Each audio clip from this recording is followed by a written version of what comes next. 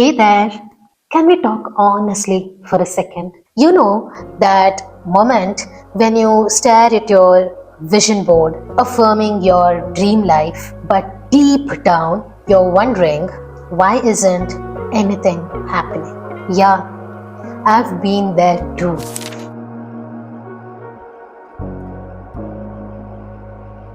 We are told that if we just believe, the universe will deliver.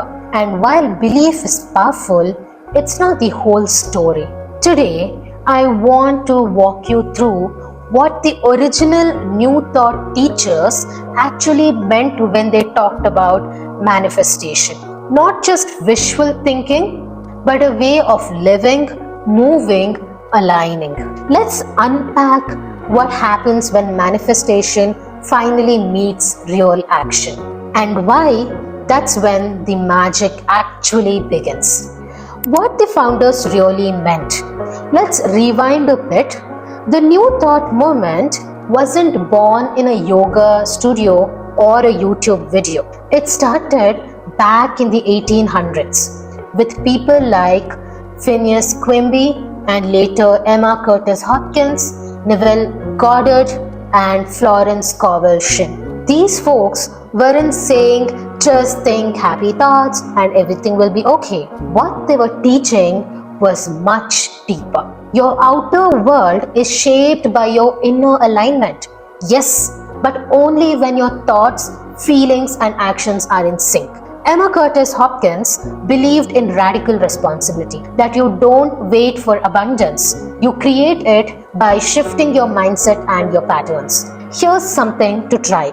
Instead of saying I'm rich when you're stressed about rent, try saying I'm learning to manage money with intention.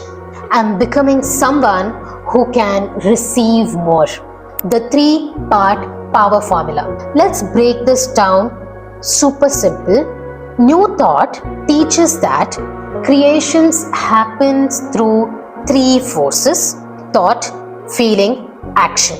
You imagine it, you feel it, you act on it. Even if one of those pieces is missing, nothing sticks. Let me give you an example. You want to start a podcast. Great. You think about it all the time.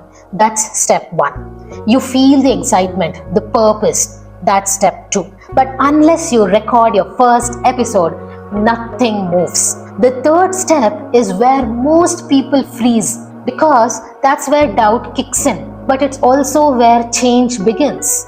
Ask yourself, journal it. Where in your life are you dreaming but not yet doing? Why inner blocks everything? Let's be honest. You can script your life all day long, but if you have got internal blockage, they'll sabotage your steps. Florence Scovel Shinn once said, your word is your want. But what if your inner voice is whispering, you're not good enough? What if your subconscious doesn't feel safe with success? That's when the real work begins. Not with more affirmations, but with healing. For me, mirror work changed everything. Looking into your own eyes and saying you are allowed to thrive can feel weird, but it's powerful, because manifestation only works when the inside of you matches the future you're asking for. The quiet grind most don't see. Everyone talks about miracles. Few talk about the process. Neville Goddard said, you should live in the end, as if your dream has already come true. But here's the twist. He also taught about persistence. One of my favorite stories is about Catherine Ponder. She wanted to start a business and build a new life after a major loss.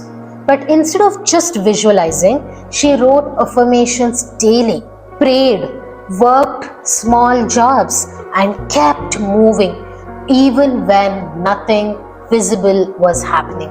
Months later, doors opened, because while she waited, she also worked. Faith is not passive, it's active.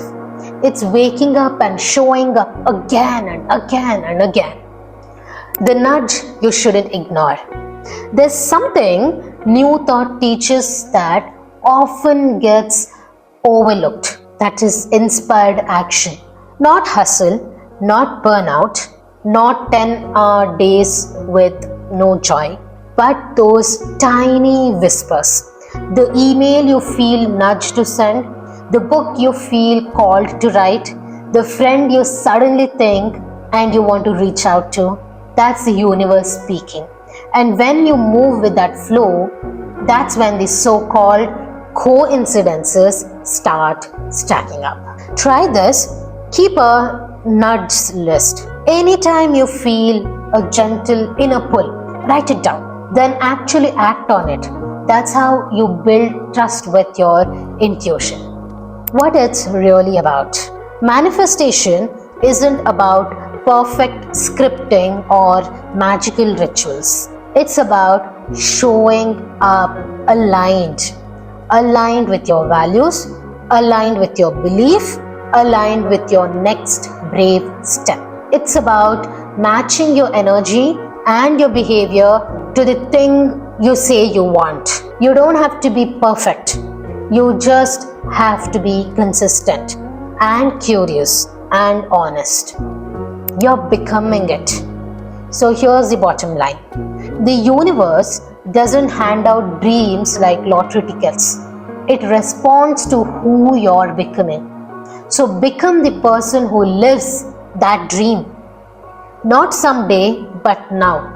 In your thoughts, in your language, in how you treat your time and your energy. Because manifestation isn't just what you attract, it's what you embody.